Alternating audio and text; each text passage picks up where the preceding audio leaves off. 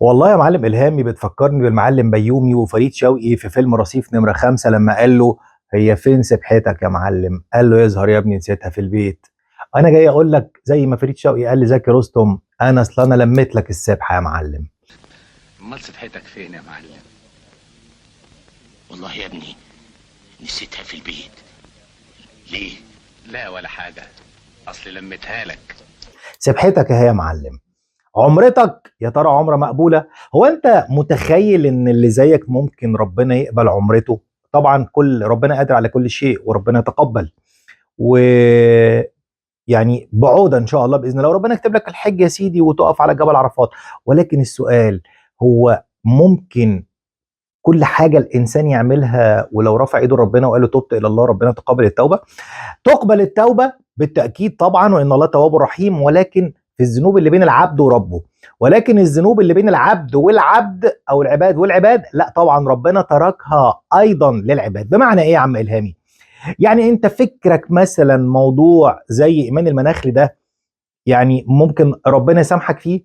موضوع زي موضوع عقد شركة النظافة او العقد مع الجهة اللي انت مضيت معاها ده، ورفعت قيمة العقد من 350 ألف جنيه في الشهر بالضرايب بالمنظفات إلى مليون و800 ويوصل ل 2 مليون و3 مليون بالضريبة والمنظفات والكلام ده، يعني تكلفتك على الجامعة تعدي ال 25 30 مليون جنيه في السنة، وممكن توصل ل 40 في حدود ال 25% اللي في العقد والبنود اللي انت عارفها. هل ربنا هيقبل توبتك في اهدار المال العام ده؟ طيب هل ربنا ممكن يقبل توبتك ان انت صرفت للناس دي في شهر 4 المبلغ ده وانت ماضي معاهم العقد في 28/6؟ على اي اساس؟ اوعى تقول لي علشان الجواب اللي جالنا في شهر 3. انت ماضي العقد في 28/6، ازاي تصرف في التاريخ ده؟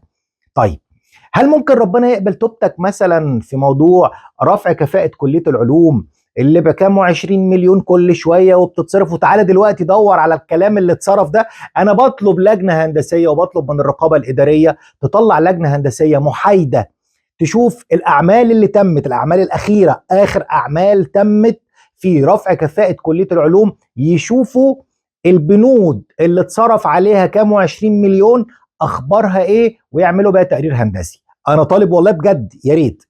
بمناسبه الرقابه، هو ربنا ممكن يقبل توبتك في الكذب اللي انت بتكذبه على الرقابه وعلى غير الرقابه وعلى الجهات؟ سيبك من الجهه اللي انت مضيت معاها خلاص، لان انت خلاص كده تمام التمام، وهي الجهه دي اصلا دلوقتي بقى ما يهمهاش حاجه في الجامعه دي غير ان الراجل بتاعها هيروح يشوف يا ترى صرفتوا لنا الفلوس ولا لسه. خلاص، ما احنا تحولنا من جهه رقابيه الى جهه مصلحيه، وهو ده المكمن الخطر حينما يتحول الحامي الى انت عارف تمام كده. انت افسدت حاجات كتير جدا، وافسدت علاقات بين الجهات المعنيه اللي المفروض بتراقب وبتراقب الاداء. ولكن تعالى قول لي كده، اخبار تقارير حضراتكم ايه عن الهامي؟ انا اتحدى ده مش كده وبس، لو حد اشتكى لكم في اداء معين او في مخالفات معينه، بالعكس ده لو حد اللي قدم شكوى او كده بتتحفظ وبتترمي، ويا ريت محدش يشتكي، ومش عايزين شوشره على الراجل ده الفتره اللي جايه. طبعا ما احنا هنلاقي مصلحه اكتر من كده لحين ما صدر طبعا القرار الرئاسي بمنع التعاقد مع الجهات اياها، بما فيهم الجهه اللي انت مضيت معاها عقد النظافه، اللي انا بعتبره افسد ما تم في هذه الجامعه.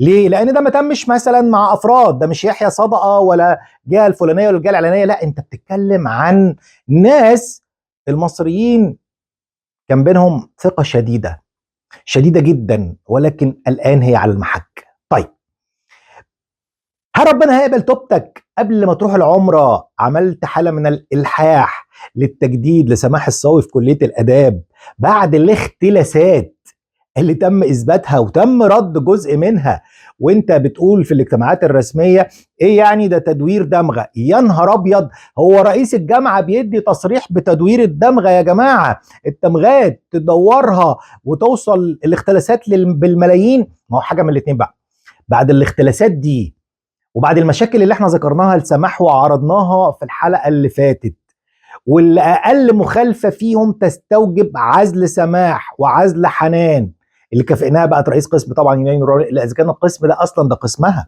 ده القسم ده تم انشاؤه من اجل سماح وحنان. من اجل العيون. طيب انت بتجدد لها عماده وبتلحها على الاجهزه اللي كانت موقفه الموافقه بتاعتها. والاجهزه دي بقى انا ليا عتاب عليكم بصراحه، انا ليا عتاب عليكم لان انتوا كنتوا واخدين موقف محترم. فجاه التليفون يجي من هنا واللي في امريكا يتكلم واللي في اليابان يتكلم، نعديها؟ لا.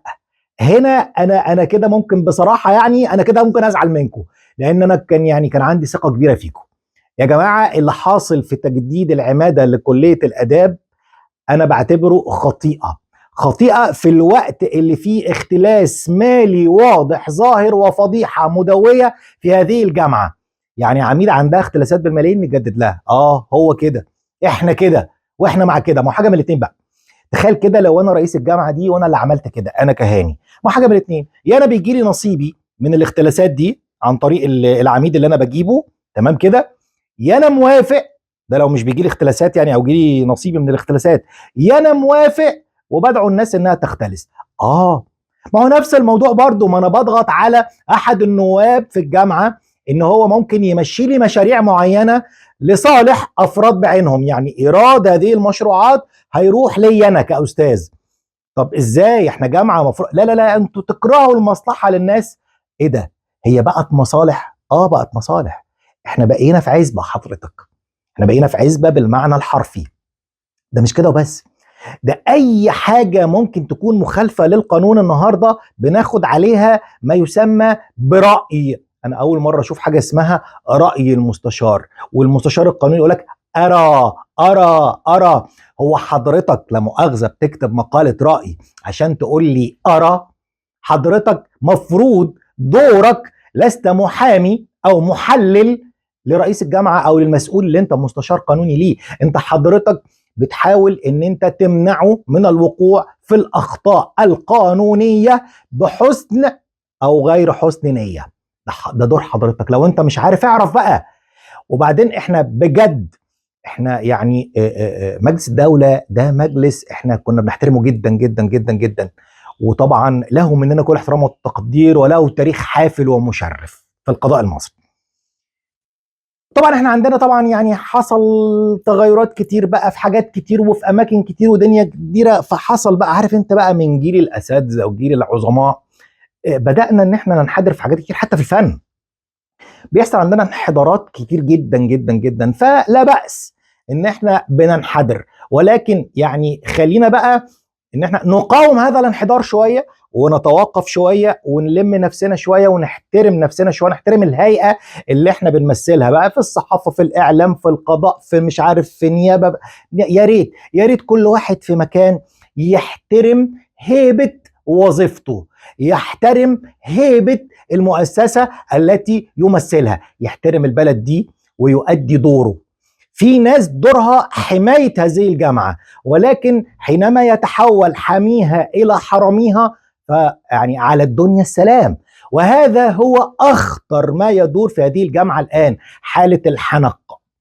كل الناس عندها نوع من الكبت، عندها نوع من الضجر مما يحدث من بعض أفراد بعض الأجهزة المنوطة بالرقابة والتوجيه وحماية هذه الجامعة. أنا هسأل سؤال، هل تبت وانت في عمرتك وماسك سبحتك ولابس طاقيتك ولابس جلبيتك من الكذب اللي انت بتكذبه على الرقابة وعلى الأجهزة كلها؟ تبت؟ وهل الرقابة لم تكتشف الأكاذيب المتعددة والتي فاقت حدود العقل والمنطق؟ ابتداء من موضوع ايمان المناخ، قمت بتضليل الرقابه والجهات المعنيه في موضوع ايمان المناخلي وموضوع حاتم وموضوعات كتير جدا جدا، وتم اكتشاف هذا التضليل. ولكن انا اعيب على هذه الجهات وعلى افراد هذه الجهات انها لحد النهارده سلبيه في ادائها مع حضرتك، وسلبيه في ادائها مع هذه الجامعه. شايفين الفساد قدام عينيهم وساكتين. طب عقد الشركه النظافه اللي مع الجهه الفلانيه، وممكن اقول قد يكون الموضوع فيه نوع من الاحراج، ولكن انا شايف لو انا مكان الجهات الرقابيه والله لن اتوانى عن عمل تقرير لهذا الموضوع وتقديمه للجهه الخاصه بالناس دي. قبل الجهه بتاعتي وارفعه لرؤسائي، ورؤسائي يرفعوا رؤسائهم، واكبر الدنيا واولع الدنيا زي ما انا بقوم بدوري. ما هو انا برضو بقوم بدوري، ما هو انا يعني قد يتحرج زملاء ليا لو وصلهم الموضوع ده، وقد يتحرج البعض، ولكن اللي يحرج من امر في مال عام، وفي بلد في حاله تحتاج كل واحد فينا ان يدفع هذا البلد الى الامام، مش يقطعها تورته وياكلها لحسابه. محتاجين ان احنا كل واحد فينا في مجاله انه فعلا يدفع هذه البلد للامام ويدافع ويحمي هذه البلد. وفعلا يعني صدر قرار رئاسي بعدم التعامل والتوقيع والاسناد بالامر المباشر لبعض الجهات، منها الجهه اللي انت مفروض مضيت معاها عقد النظافه.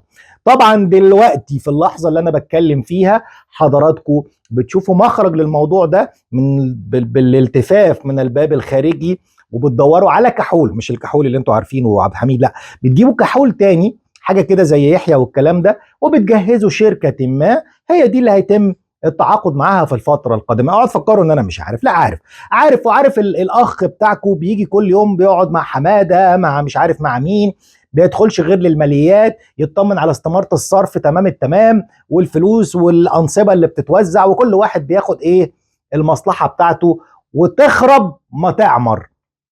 عارف ايه اللي ممكن ربنا يتوب عليك منها ويقبل توبتك لو توبة صادقة؟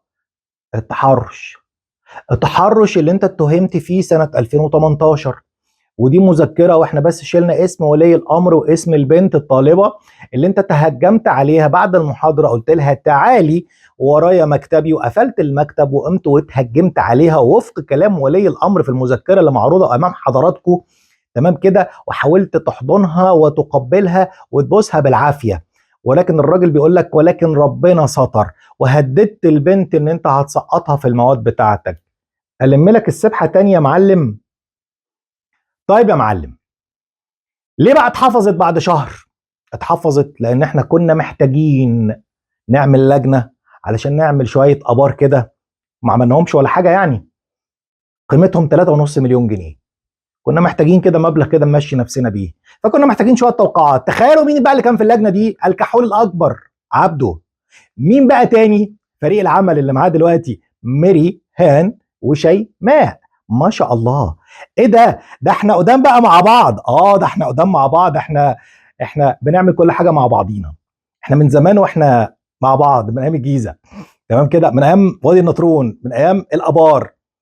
وقلنا بقى التقرير بتاعنا ان الارض دي جميله وحلوه وصالحه، والابار فيها والميه فيها على وش الارض كده 20 متر ل 100 متر، ونسبه الملوحه مش عارف كويسه، وتمام التمام، يعني الدنيا على الهادي، هنطلع ميه يا زبادي.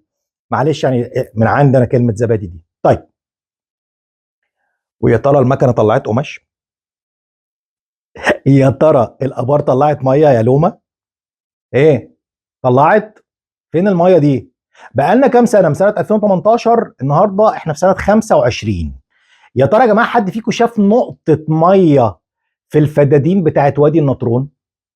طب بلاش كلامي بقى يا جماعه، هاني مش جايب كلام من عنده. تعال نشوف يا جماعه الجهاز المركزي للمحاسبات، الجهاز المنوط بحمايه المال العام، الرقابه اللاحقه، تمام كده. انتوا يا جماعه صرفتوا في ايه؟ صرفنا في ابار. قال لك اولا المبلغ مبالغ فيه جدا جدا جدا، قياسا بايه؟ بالحالات المماثله في المنطقه. طب السؤال الثاني، قال لك يا جماعه انتوا بتضحكوا علينا؟ هو انتوا يا جماعه فاكريننا مغفلين؟ ابار ايه اللي اتحفرت 20 متر من غير ما تكون وصلت الكهرباء؟ امال حفرت ازاي ووصلت ازاي؟ يعني في النهايه تهمه اهدار المال العام اهي واضحه قدام حضرتك في تقرير الجهاز المركزي للمحاسبات. اذا انت متهم بالتحرش ومتهم باهدار المال العام وفق الجهاز المركزي للمحاسبات. طبعا انت كان ورق الابار ده بتقول في فتره اخيره ان ملف الابار ده ملف نقف بيه في اي مكان وفق كلامك ولغه حوارك، يعني ان انت تقف بيه في اي مكان وما عندكش فيه اي مشاكل، لان انت كنت تخفي وتخفي الورقه بتاعه الجهاز المركزي للمحاسبات عن هذا الموضوع. وانا بهدي التقرير ده للرقابه الاداريه المختصه. طيب يعني ممكن ربنا يتوب في التحرش؟ تبت. طيب ولا انت كنت ناسي؟ ولا انت يعني من كتر الحاجات نسيت الواقعه دي تحديدا؟ تمام كده. افتكر يعني، حاول ان انت ليه، عشان ما تجيش في يوم من الايام بقى كده، يعني يوم القيامه كده تلاقي نفسك ايه ده؟ لان بيقول لك احصاه الله ونسوه. فانت ممكن تكون ناسي الواقعه دي، يعني ما يعني طبعا يعني حاجات كتير طبعا بتحصل يعني، فممكن واقعه تتنسي، اتنين تلاته حاجات كتير ممكن تتنسي منك، مش مشكله، احنا بنفكرك يعني، واخد بالك. وذكر ان الذكرى تنفع مين؟ تنفع بقى. وبمناسبه التحرش، طبعا انت يعني اوقفت احد الاساتذه، عملت له وقف. طيب اهو وقفت الراجل. طب بالنسبه لاشرف عبد الله، لا ده ما يوقفش. انا اقول لك ما يوقفش ليه. بصوا يا جماعه، ليه اشرف عبد الله مش هيقف في تجاره؟ لان اشرف عبد الله جاي لمهمه، مهما كان بقى عليه من كلام، انا بعلاقتي بالجهه الفلانيه اللي انا بيني وبينها مصالح هتوقف لي كل حاجه. حتى لو الجهه العلانيه كلمتني وقالت لي عيب اللي بيحصل ده، وازاي تجيب عميد متحرش، وازاي تعمل، وازاي تخلي، والمكالمات والتسجيلات والفضايح، انا اقدر اخلي الجهه الفلانيه تاثر على الجهه العلانيه. طب ايه مهمه اشرف؟ هقول لك انا يا سيدي. فاكر محبه بنت عواطف؟ تصدق ان هي ناقشه الدكتوراه؟ قال يعني ناقشه الدكتوراه. يا ترى دعيت لها وانت ماسك السبحه؟ فاكر نهله؟ ناقشه الدكتوراه. قال يعني ناقشه الدكتوراه. خلي بالك ناس كتير جدا جدا ممكن تكون ناقشه الدكتوراه وهي ما كتبتش سطر فيها وما تعرفش حاجه فيها، ناس كتير يعني، مش عارف تعرفهم ولا انا افكرك بيهم. طيب دورك يا اشرف ان انت تعدي لي المناقشه دي وتعتمد لي المناقشات دي وتخلصني وتديهم الايه، الاعتماد بتاعهم. انا كذاب او انتوا اصدق؟ المعيار هنا بقى عند اشرف عبد الله. لو تم اعتماد محبه ونهله، اذا صدق هاني وكذب الهامي. ولكن اذا لم يعتمد اشرف، فهنا يمكن ان يكون اشرف له راي اخر، ويبقى للحديث بقيه في موضوع مين؟ اشرف. تمام. زي ما قلت لك انا، الفيصل اعتماد نهله واعتماد محبه. هنشوف، والايام القليله القادمه كاشفه. وبمناسبه الدراسات العليا، نرجع تاني كده لسماح الصاوي. فاكرين علي الحربي الطالب الكويتي؟ فاكرين؟ فاكرين كليه ما فيهاش قسم اعلام ولا شعبه اعلام يتسجل فيها ماجستير اعلام؟ ودلوقتي الطالب مسجل دكتوراه على اي اساس؟ انت عندك شعبة اعلام في كلية الاداب يا سيد الهامي، انت عندك يا ست سماح، والست سماح عايزة تمشي الموضوع، ولازم الموضوع يمشي ونعديه وسكتم بكتم وعديها. وانا هنا بقول للدكتورة نائب رئيس الدراسات العليا، حضرتك عندك في اللائحة بتاعتك اعلام؟ لو عندك وقعي بالموافقة وناقشي لو عندك. بس ارجع اقول لك، ما انت لو ما وقعتيش لالهامي، والهامي طبعا لازم هيناقش عالي، الهامي ممكن يزنق بقى عليكي ويضيق عليكي ويخليكي تعتذري ويجيب اللي يمضي. عارف حضرتك المرحله اللي احنا فيها دي ممكن تكون يعني محتاجه مين؟ المرحله دي انا اعتقد محتاجه، وهيظهر الفتره اللي جايه، وهيظهر قوي، وخليكم فاكرين كلامي، دكتور جمال عمران هيظهر الفتره اللي جايه. طبعا الحمد لله على السلامه من العراق من المهمه العلميه. وطبعا اختيارك يا دكتور جمال للدكتوره رانيا في صيدله يعني اختيار انا عارف مغزاه، ولكن يعني احنا بنضر كليه صيدله طبعا باللي بيحصل فيها ده. ولكن انا عارف احنا ليه مختارين تحديدا الشخصيه دي طبعا، يعني ما هو اي حد بيبقى عايز هو يبقى النجم الاوحد، مش عايز حد تاني يجي بعديه يبقى نجم برضه. فيعني انا فاهم المغزى، انا فاهم المغزى، واخد بالك. فخلاص يعني نكتفي في الموضوع ده بهذا القدر. نروح لملف في بيطري، خناقه تبدو للبعض خناقه يعني بين موظف وبين الدكتور، ولكن هي مش خناقه. هي الدكتور قدم طلب، او الدكتوره اسمها صباح قدمت طلب باسم حد تاني، عايزه تستخرج شهادات بتاعتها، بتاعت ماجستير تقريبا او حاجه زي كده. طب هل اللائحه تسمح بذلك؟ لا، اللائحه تقول لك لازم الشخص نفسه هو اللي يقدم.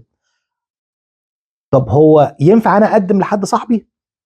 والله في العزبه بتاعتنا ما هو احنا الدكتور حاتم كان بيعمل لنا كل حاجه، فاحنا لسه على هذا الدرب يعني سائرون، لدرجه ان الدكتوره نفسها كتبت مذكره وبتعترف بنفسها ان هي قدمت طلب لحد تاني.